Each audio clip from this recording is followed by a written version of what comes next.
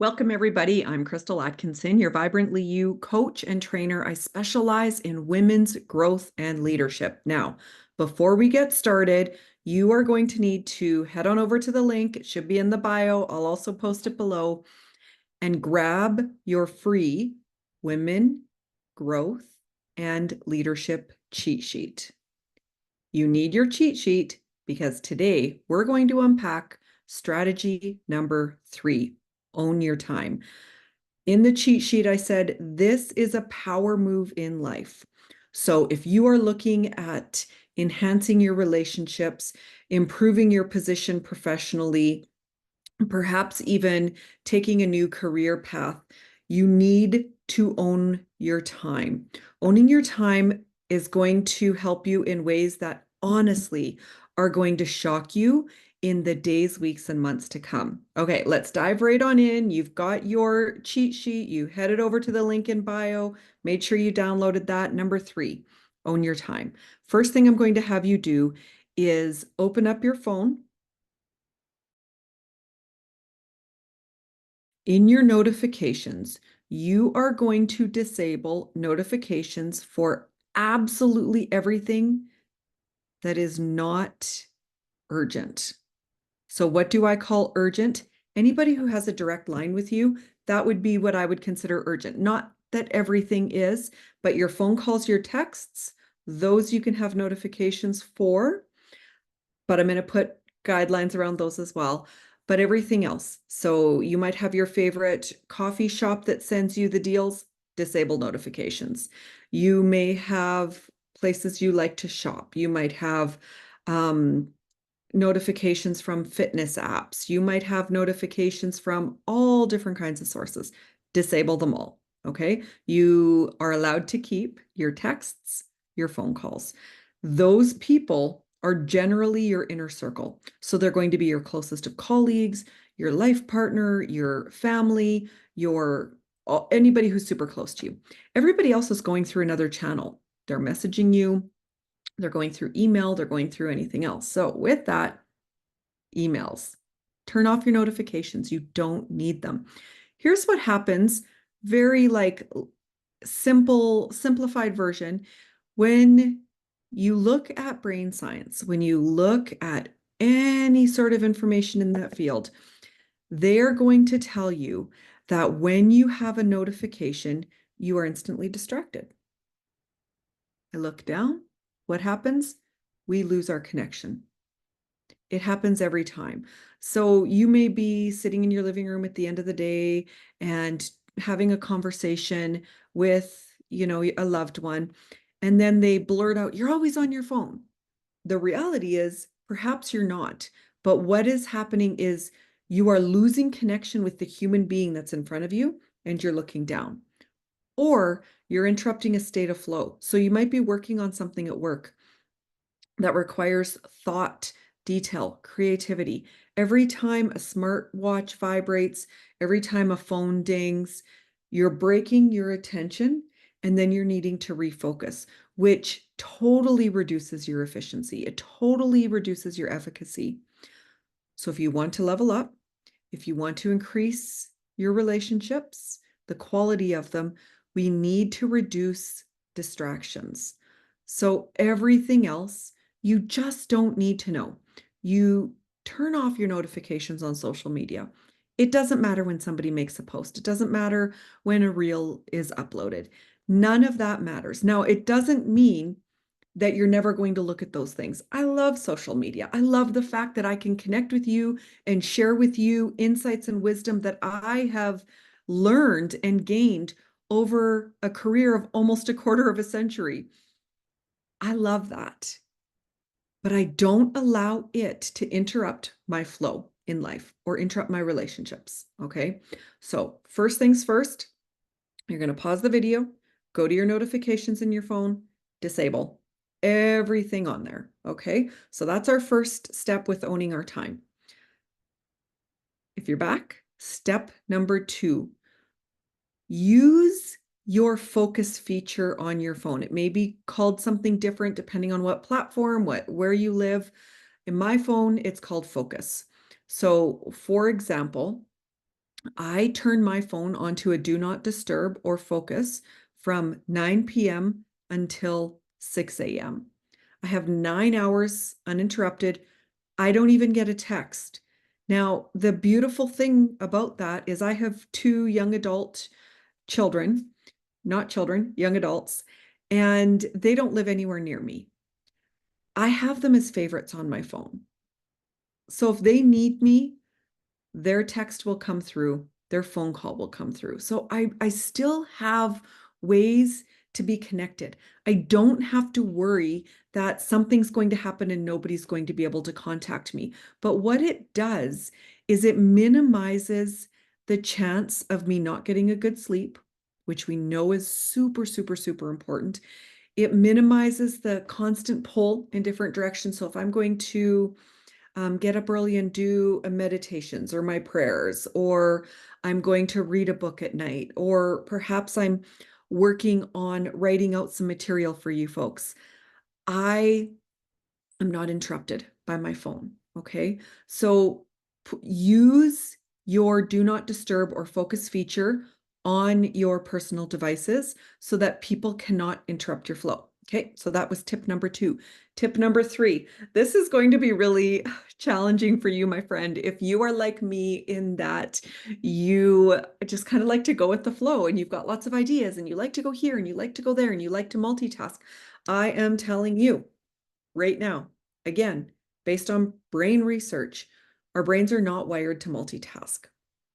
We can move between tasks. Sometimes some people can do it quicker than others, but our brains actually only focus on one task at a time. Okay, so what we're going to do is we're going to create efficiency within our day, and we're going to free you up to get to all the things that matter. Whatever platform you use, I really love my Google Calendar. So I will pull up my calendar on my desktop because I'm able to see it in different modalities. So if you don't have one, just go search it up. You can look at it per day. You can look at it as a week. You can look at it as a month. You can make things reoccurring in there. There's so many different options with digital calendars. I also use my Apple one on my phone, but that one's an aside. For now, I'm just going to talk about the Google Calendar because that's the one I know best for scheduling your day. First thing I want you to do is to put all of your commitments in there that you cannot avoid and the times cannot be moved. So if you have a doctor's appointment at 2:15 on Thursday, you're going to put that into your calendar. Include your travel time. So if you have that appointment at 2:15 and it takes you a half an hour to get there and a half an hour to get back to wherever you're going, put in travel on either end of those. Okay. So first thing you're going to do is add everything in there that you cannot move.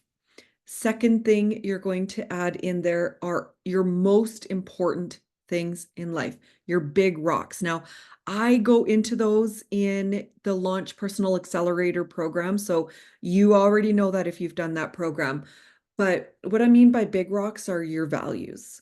Everything that means the most to you, you need to schedule those in first and put them in realistic time. Now, it doesn't mean that the most important things need to take up the most amount of time. What it does mean is we need to be intentional about making time for what's most important to us. So, for example, I schedule in typically a couple day period every month where it's just my husband and I. We have been married for 22 years now, 22 and a half years, something like that. We've always done this. So for us, we live in a small town. We like to go to our closest city. We like to go to comedy clubs. We like to laugh. We like live entertainment. Those are things that we do. So we schedule that in that night away.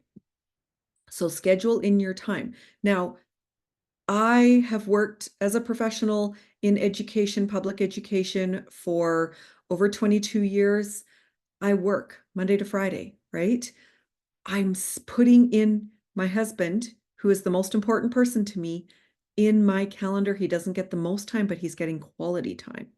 That's really important.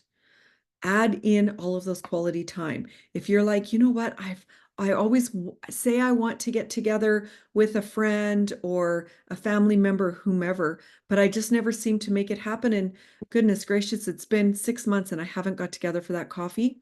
Find a time in the next week, schedule them in, and make it happen. Add in, then you're going to go through, if you work corporate, if you work outside of the home, and you have blocks within your day that you can control what you do within the blocks, be it a lunch break, or perhaps you schedule your office hours, whatever it may be. Schedule, I'm working on a report during this chunk of time, or I'm going to work on this collaboration during this time, but I'm going to put those into my calendar. Schedule as well, time you're checking email, because again, we're not getting notifications anymore. So for myself, I like to start my day email. So my 8 to 8:30 block, it's an email block. Sometimes I get through it quicker. Sometimes I'm not all the way through it or I'm not finished replying, but I have that half an hour chunk. I get a lot of emails, so I need a good chunk of time. And then for myself, I like to check it again before lunch so that I know if there's anything urgent that comes up, I'm able to handle that between lunch and end of day for me. So I schedule that into my day. I don't let those emails come up because I want to stay present in whatever task I'm managing. Now, your final tip with your calendar is I want you to include white space. It's really important for our brain to see that, oh, I've got chunks of time where I don't have to be dedicated, where I can stand up and stretch. I can go to the water cooler. I can go for a walk around the office or head outside if it's nice out, touch a tree. You hear me talk about interacting with nature all the time. It's really important. That white space is giving our brain a break, and it's allowing it to realize that you're going to focus for the next 45 minutes, but then you have 5 or 10 minutes of unfocused time.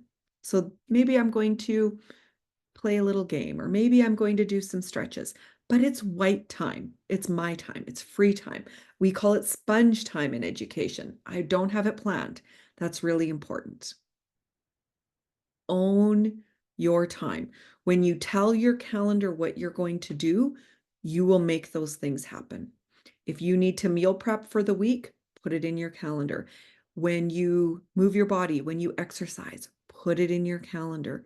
Put first things first, as Covey would say, into your calendar and then work backwards. Okay, those are some big tips.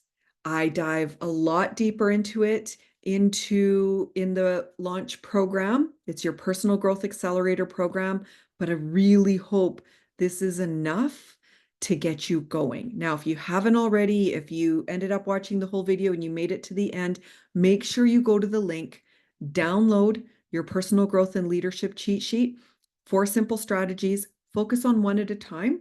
It may be owning your time, but it might be one of those other strategies. Master it, my friend, before you go on to anything else. Okay, made it to the end. Comment below, let me know you're here. Let me know your biggest takeaway. What are you going to try? And if this resonated at all with you, be sure to tag a friend. Share this with your friend. We want to help as many women as we can to level up, create a vibrant life, and just embrace the passions within. See you again real soon on the internet. Bye for now.